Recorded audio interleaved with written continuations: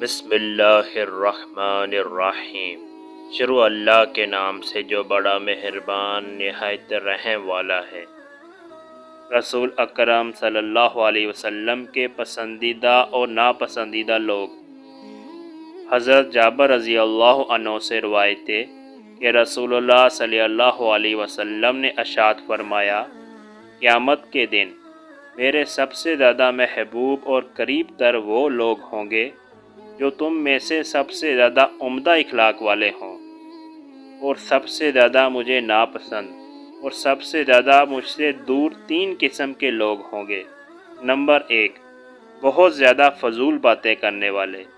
Number 2، بات بات میں دوسروں کو دبانے اور ان کے حق میں بد زبانی کرنے والے۔ نمبر 3، تکبر کرنے والے۔ اللہ پاک ہمیں نیک اعمال کرنے کی توفیق عطا فرمائے۔ مزید ایسی ویڈیو دیکھنے کے لیے ہمارے چینل کو سبسکرائب کریں۔